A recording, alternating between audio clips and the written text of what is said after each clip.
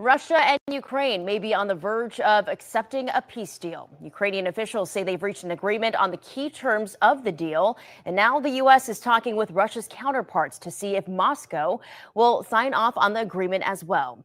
Natalie Brand reports for WJZ from Washington.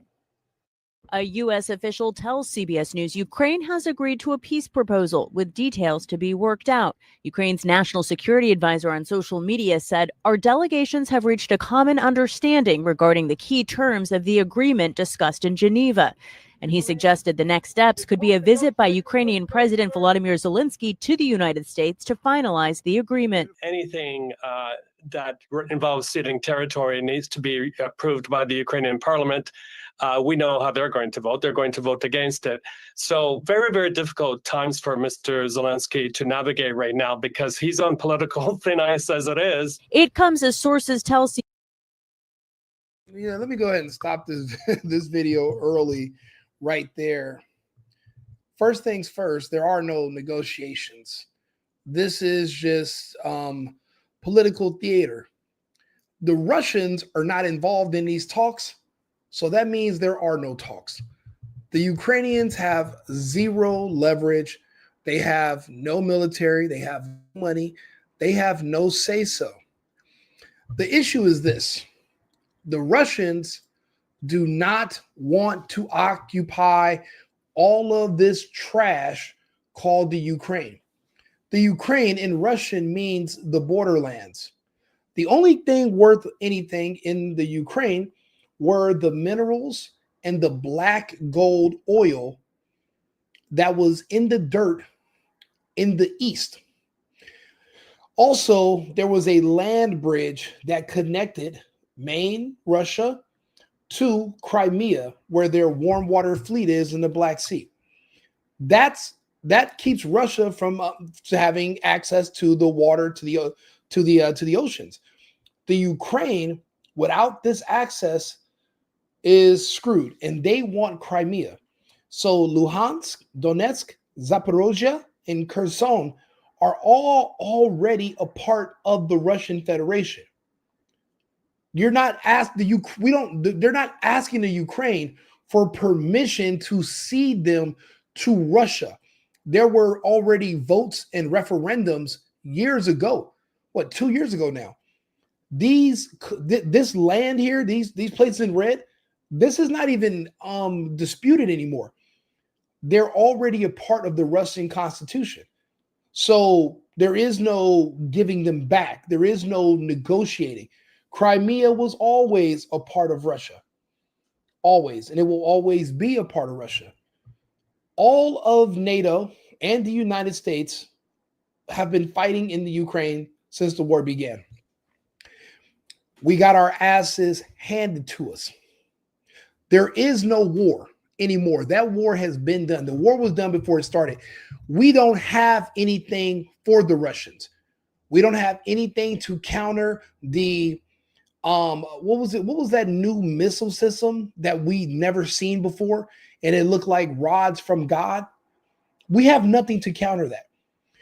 This whole exercise in the Ukraine was really just Western military industrial complex using the Ukraine to provoke the Russians so we can see if they'll use some of their advanced weaponry on us, and we can see how it works. We wanted to basically piss them off and see how hard they punch. The Russians showed us only a glimpse. It was actually called I forgot the name of it, but it was basically, they have a system in the sky, and they were able to level a 5-mile long stretch of buildings in a city in under 13 seconds. Everything was turned to dust. We don't have anything against that. And if they use that against the United States, what are we going to do? Grab the United States military, full of a bunch of blacks and gays, and send them over there? You think we have fighters, overweight, entitled blacks and gays who just signed up so they can get a Corvette? You think we're going to send them? You think our people confused about their sexuality, and we don't even have white soldiers who would be patriotic that you would send? They left the military over the vaccine. We don't even have armed forces anymore. People are worried about putting on dresses and showing their solidarity with these other gay senators that are trying to see how many gays we have left in the military and telling them to ignore Donald J. Trump if he gives them orders. We don't even have a stable military ourselves. So you think we were going to go over there and fight a country that is patriarchal, that has a patriarchy, where women are at home, children are at home, and the men have something to fight for? What do we have to fight for here in the U.S.? Drag queen story hour? All age drag shows? Is that what we really want to go defend? Open prejudice against white people in the workforce, where they're now even telling police officers to specifically only pull over people that are white. And if the criminal is black, let them go. Even if it's for murder, no investigation, no arrest, because we don't want to be called murder.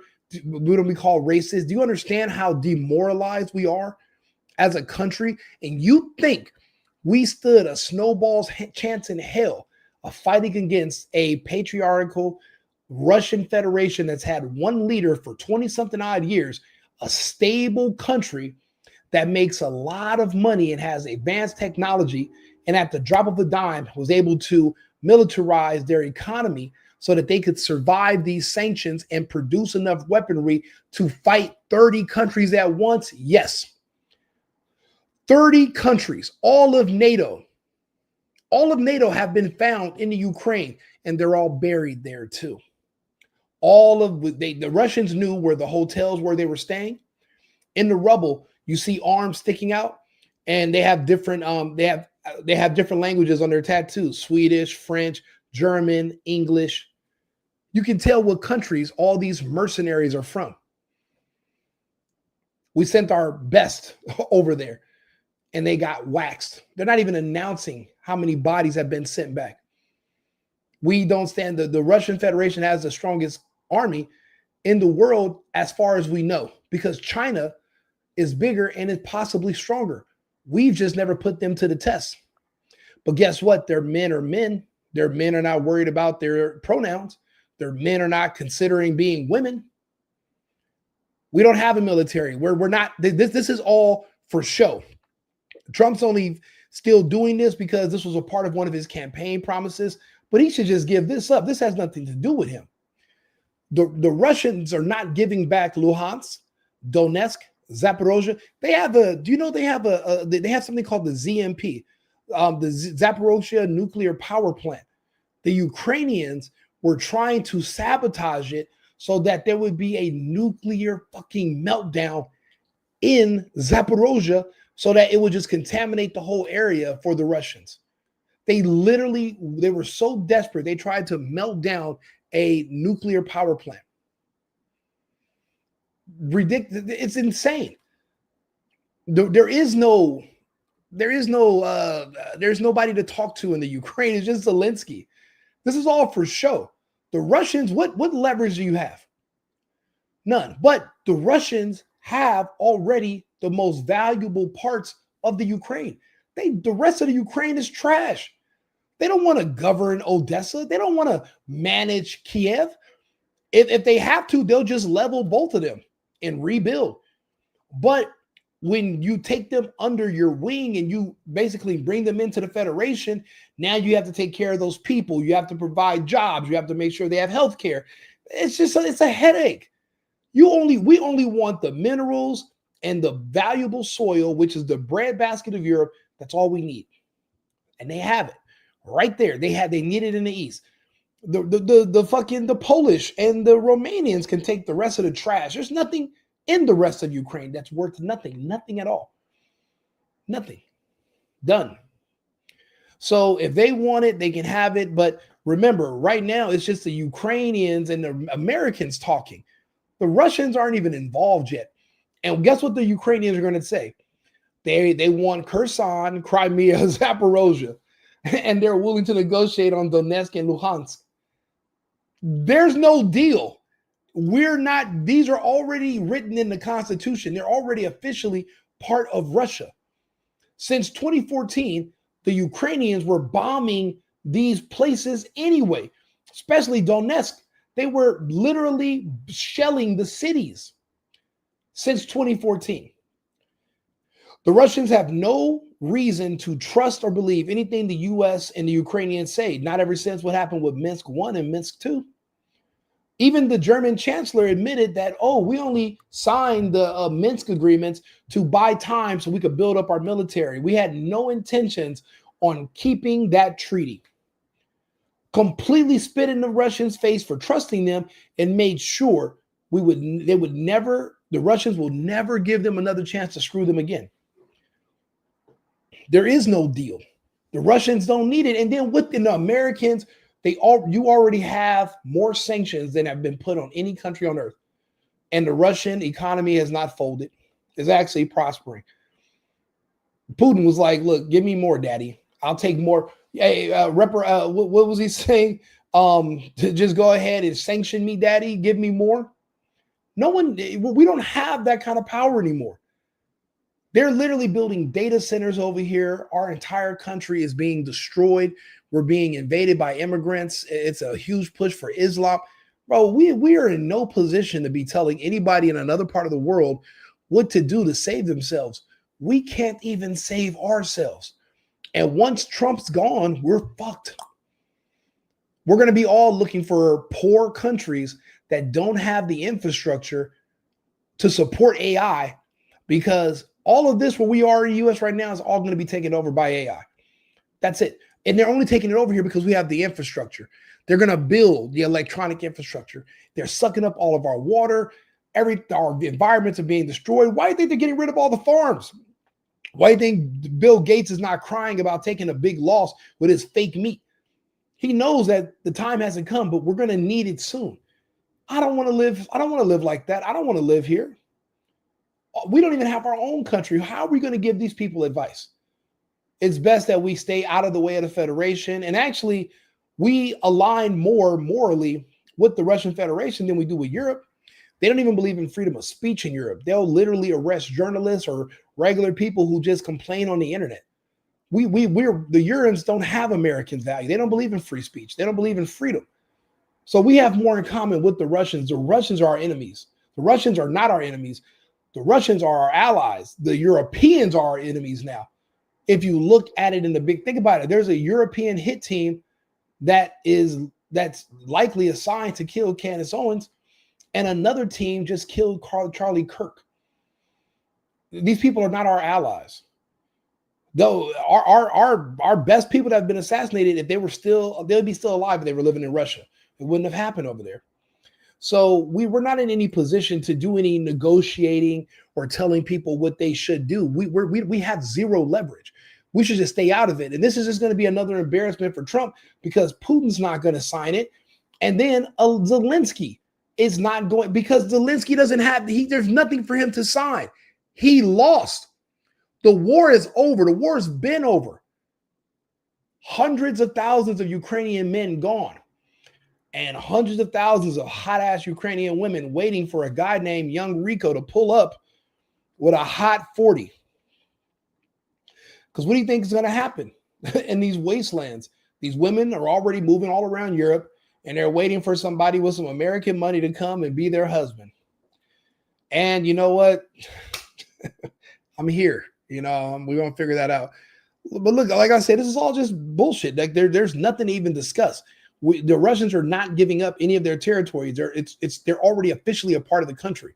The referendums were years ago. These people are late. CBS News that U.S. Army Secretary Dan Driscoll is in Abu Dhabi meeting with Russian officials to discuss the revised version of the White House's 28-point peace proposal following weekend negotiations with Ukraine. The goal was to take, what, 28 points or 26 points, depending on which version as it continued to evolve, and try to narrow the ones that were open items. One U.S. military official in Abu Dhabi says the Army Secretary is optimistic and said negotiations are moving quickly. White House Press Secretary Caroline Leavitt posted this morning that there are a few delicate but not insurmountable details that must be sorted out.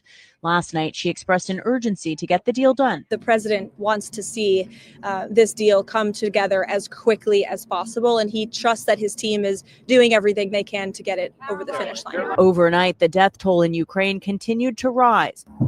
A barrage of missile and drone strikes on Kyiv killed at least 6 people and wounded dozens more. Natalie Brand, CBS News, the White House. Kyiv better surrender. They better find a way to hang Alinsky in their town square and beg the Russians for forgiveness and get rid of the Ukrainian language, start speaking Russian again, and make Orthodox Christianity the country's primary religion. And hopefully Putin will give them mercy. The problem is the West's influence has taught the Ukrainians to go against Christianity, to believe in homosexuality, to push transgenderism. The most perverse, disgusting things in American society have all been taken to the Ukraine, and they were trying to use that to influence people in Russia to also be gay so they could want to overthrow their government. We see the same thing happening with gay senators in our, look at those people that were just talking about you should ignore illegal orders. They're all individually, they're all gay, even the women, lesbians. They don't even have they don't have kids, no husbands. There's a rush for this. Remember, the Russians said that this entire war is between countries that will host pride parades versus countries that will not.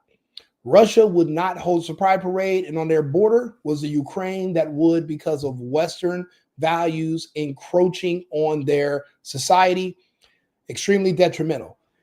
The Russians were willing to negotiate a couple of years ago, but they've lost too many men just to give it up. They said, we want assurances that you're not going to try to join NATO. The Ukrainians lied and canceled the agreement and said they, and changed their mind and literally decided to go to war. You lost. There is no consolation prize, and there's no, you can't be a sore loser. They're going to, I don't know why these people don't just they have to get rid of Zelensky and they have to beg for forgiveness. Or this is going to be a really rough next few years because there's nobody that can come save them. They did this to themselves. The United States is not coming. Who else has enough strength to come into these countries? Not Britain with their 6,000 military, or the Germans with their 4,000 military. There is no more militaries in these countries. And all the weaponry they sent to the Ukraine 2 years ago, and the Russians already destroyed it. There's no military industrial complex in these countries rebuilding tanks and the weaponry. It's gone, and it's not being rebuilt. This war has been over for a long time. So them having these meetings and appointments, they're just wasting time and wasting gas. If they're going to come back and say, oh, no, we're not going to agree to give up this land, this land has already been conquered. You don't have to give it up. It's already been won. We're not asking you for it. We don't need you to officially accept it. We don't deal with you. If you want it, come get it back in blood. If you go back in my videos, I've been covering this Ukraine-Russian conflict 3 years now. I've been reporting on it on Instagram, Facebook. I started doing YouTube probably a year ago right now, going over these issues and talking about this stuff.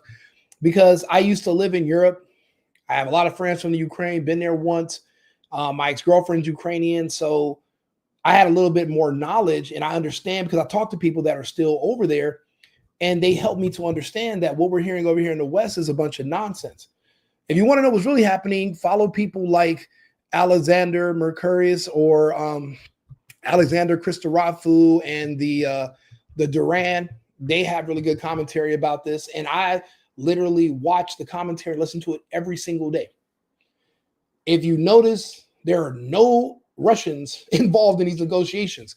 So that means there are no negotiations, period. The Americans shouldn't even be wasting their time talking to the Ukrainians. The Ukrainians are not in control. All of their money came from us. All of their weapons came from us. All of their bravery and their soldiers, it all came from NATO. Russia has been fighting NATO for 3 years. Russia won. Three separate armies were sent there. and the Russians liquidated all of them. I was watching this and recovering when Bakhmut became, when they changed the name from Bakhmut to there was whatever the Russians want to call it. And when this is said and done, the Ukraine's name will change to whatever the Russians want to call it. That's how it works in the real world. There's no consolation prize.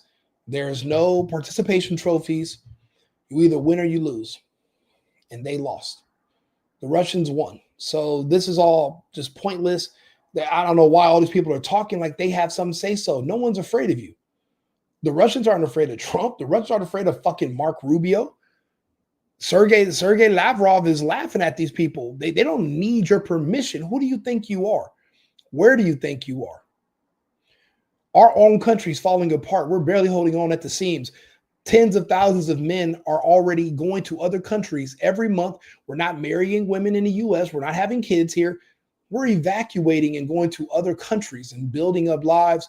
And we're still trying to make money over here, but we're not. But we see that there's something wrong. And if once this administration is gone and this country turns into some liberal hellhole, this place is not even worth living either. If we can't keep conservatives or certain pragmatic people in office, if you want to go with some emotional, moronic Democrat that just wants to give everything over and destroy this place, we're not in a position to help anyone right now. We're being invaded by Islamists. We're being invaded by illegals. We don't have, our country's being ripped apart, but we think we can go and tell a stable, successful, patriarchal society like the Russians what to do. The arrogance is absurd, and we're in no position, and that's why none of this makes any sense. But they're not giving up Crimea. They're not giving up Kherson. If you could have taken it, you would have by now. Their militaries are gone. They're conscripting 62-year-old men and up. They're sending senior citizens to the front lines just to be liquidated. Trump's 28 point, bro. Nobody's listening to Trump. Why should they? Trump can't kick ass. Trump doesn't. It's called an Oreshnik. Trump doesn't have an Oreshnik. We don't have it. We don't have that kind of capability because our military industrial complex is a money laundering scheme. We don't actually develop ingenuity in military technology. We launder money to criminals within our own government and deep state. We don't actually develop weapons. The Russians are really building weapons because they were already talking about destroying the entire Russian nation and its people, its economy. They wanted its babies to starve. These Russians are literally fighting for their lives, bro. This is not going to, there is no peace. So what? You can slowly bring American and NATO troops and weaponry into the country. You're still on my border. If we make the border, if we turn, say they do put a new border right there. Now you bring your military equipment into wherever the current Ukraine is. That's still too close. That defeats the whole purpose of this whole war because we're still letting you come in. Oh, they signed an agreement saying they're going to keep their military under 600,000 and they're not going to allow NATO, but you can trust them. How? You don't remember Minsk 1 and Minsk 2? They stabbed us. They stabbed you in the back. They lied to you. I don't know why people think people are going to fall for their bull, but they're not going to do it. This is all just a big waste of time. So now you understand what's happening with the Ukraine war. I hate to say it, but Trump's in over his head because Trump's not in charge. The United States military combined with the NATO military could not beat the Russian Federation. Their military consists of men, actual men who have women and children they're fighting for. Our military consists of confused men, and back home they have no families and no children. They have nothing to live for. They're just in the military to take a check. They don't care about discipline. They don't care about honor. They're not even patriots at all. They're there to get their sex change surgeries paid for by the government. So now you know what's happening in the Ukraine. Like and subscribe, share the video. I'm Right Wing Rico on the Single Boyfriend Show. It's a daily show I do. Follow. We're going to have some more topics tonight and tomorrow. I'm going to be streaming on Thanksgiving. Remember, America first, America only. I've been needing to find a new apartment, which has not been easy with credit as bad as mine. Luckily, I found cosigning.com. They connected me with a cosigner who helped me get my dream apartment for me and my dog. I just paid a small fee and was able to move in fast. Get the cosigner you need for the apartment you want. Check out cosigning.com today.